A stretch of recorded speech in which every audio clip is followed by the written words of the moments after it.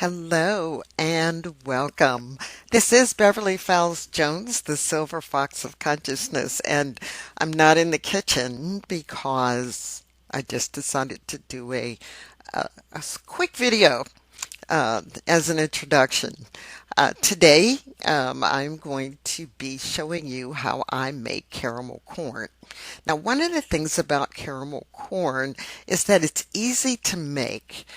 When I was a child and as I got a little older, I love caramel corn, especially with peanuts.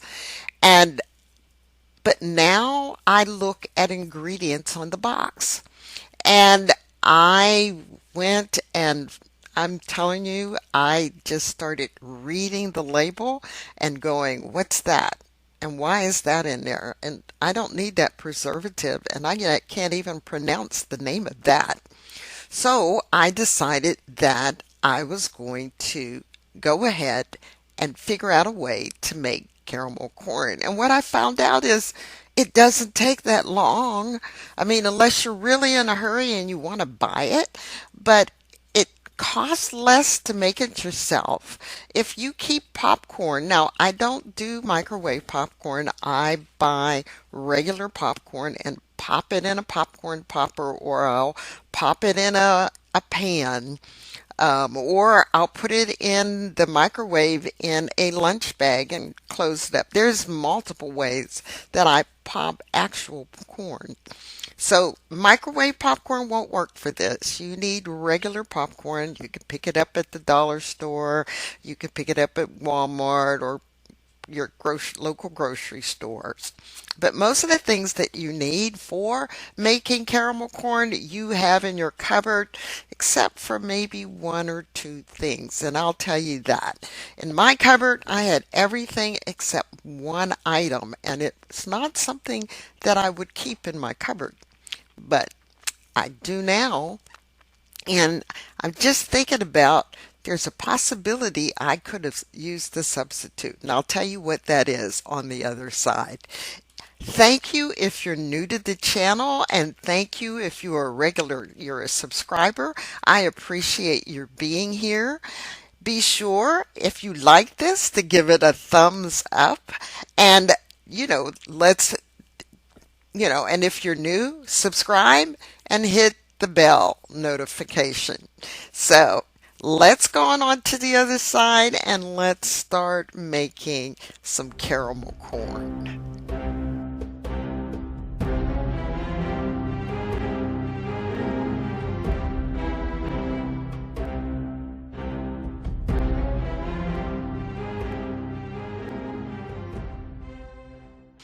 Okay, welcome back. So let's just start out with the recipe that I found on the internet. I found several of them, but this particular one is the one that worked the best for me. And it is called Grandma's Caramel Corn. Now, several things. And I talked about something that may not be in your cupboard because you may not make different recipes like I do. So, it calls for 10 cups of popped popcorn. All right, so you can put it in the microwave. I told you I've cooked it on top of the stove using oil. This uses air popped popcorn, so you don't have, the oil in it. Now, one of the ways I've done that is I get from the dollar store lunch bags, and I put approximately a quarter of a cup of popcorn inside of the bag. Well, and then put it in the microwave for approximately 3 minutes. Now, the only problem with that is that you got to do multiple bags in order to get up to 10 cups.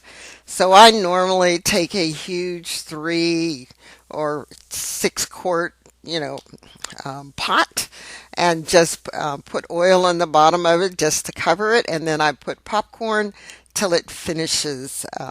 It covers the bottom of the pan, and then I pop that. Okay, so 10 cups of popcorn, 1 cup of packed light brown sugar. Now, this is one of those things that if you cook, you normally would have in your cupboard. and then a quarter cup of light corn syrup. This was the one I did not have in my cupboard. I didn't have any light corn syrup. Now, I thought about it later and I said, I got some of that cheap um, pancake syrup in there. I probably could have used that. It would have given it a different flavor, but maybe one day I'll try using the pancake syrup since I don't eat pancakes anymore. Not much. I haven't had any in months. So I'll do that. Okay. 1/2 cup of unsalted butter. Now, if you have salted butter in it there, then you want to cut down the salt in the recipe. Right now it calls for a 1/2 teaspoon of salt. You might want to put a 1/4 teaspoon of salt. But as you make this multiple times, you will adjust the amount of salt that you use in the recipe. The other thing that is in here is cream of tartar. Now, if you make meringue and there's other things that you use it for, you have cream of tartar in your cupboard. That's one of those things that I had. So it's 1/8 of a teaspoon of cream of tartar. And then lastly, a 1/2 teaspoon of baking soda. Now, one of the things that you're going to do after you get those all measured out, is you're going to turn on the oven to 200 degrees and have that um, warming up while you're putting all these things together. Okay, so those are the ingredients for your grandma's caramel corn. So let's see how we put it together. Well, the one thing I forget to mention is that you're going to need 2 jelly roll pans and a nice big metal bowl or a ceramic bowl, but you need one that has some space in it because you want to be able to stir the caramel with your corn very easily. So you want to be aware of that and have that handy.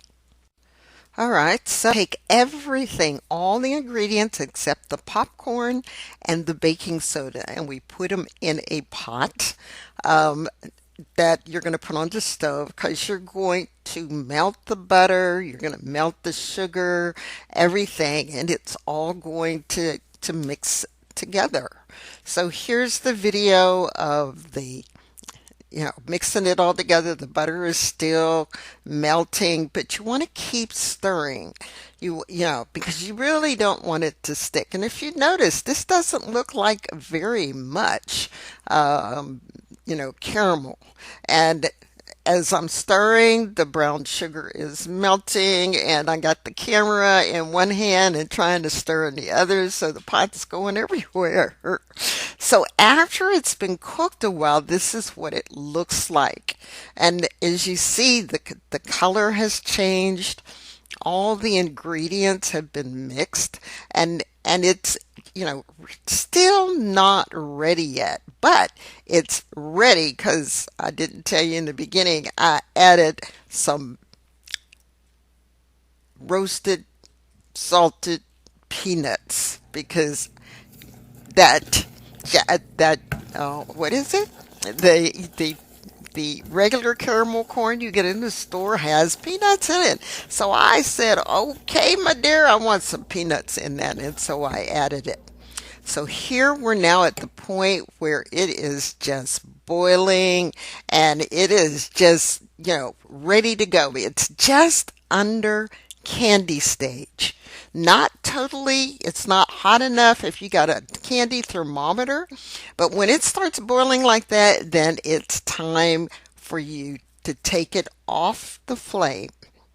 And now, the thing that makes this caramel corn so good, and let me tell you, when I made this, I said this rivals with C's candy caramel corn. So those of you who are not their caramel corn, but their what I want to call it, peanut brittle.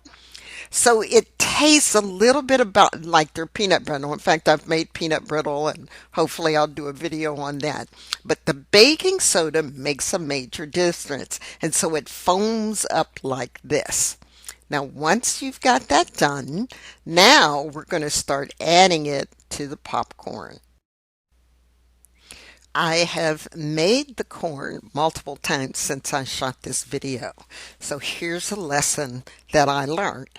I do not let it boil as long as I had before. This is a little thick, right? And so I'm just dropping it on the corn, just getting it ready, and then you start mixing it together. And with it being a little thick, it made it a little harder to stir it.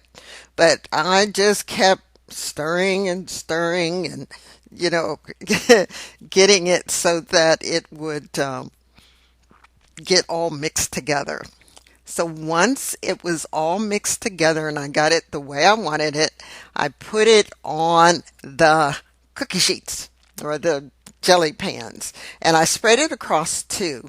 Once you do that, then you put it in the oven. So this is showing you in the oven and you let it cook for approximately an hour. But every 20 minutes or so, you're going to go in and stir it and keep stirring it. And then after you're done, about an hour, you will see that it has the caramel has darkened and is cooked even more and it's cooked onto the popcorn. And then you pull it out and then you let it cool. And if you can, I, had a hard time just letting it cool, but it was just too hot to put in my mouth. But this is how you make caramel corn.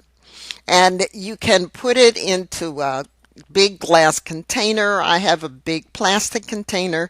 I store it in there, and if you can, it will last about a week. But most of the time in our house, it doesn't really last a week. You can also cut this recipe in half and only do 5 cups. So you might want to try that initially, is just to make 5 cups. But I know that once you've tried this, you will never, ever go and buy caramel corn unless you go to one of those popcorn shops. But even then, you'll go to the popcorn shop, you'll see how much it costs per pound, and you'll go, I can make that at home. At least that's what I do. And I allow myself to wait instead of instant gratification. Anyway, this is Beverly Fells Jones, the Silver Fox of Consciousness. I hope you enjoyed this video and give me the thumbs up. Be sure to subscribe and hit the bell. Share this video. If you know anybody else who really loves to cook and they love caramel corn and they're not on a keto diet or they're doing dirty keto, then allow them to have this. This is just a very special treat. You can make this for gifts for the holidays. You can make a special treat for the kids and just enjoy it. So until the next time, and I'll see you in the next video.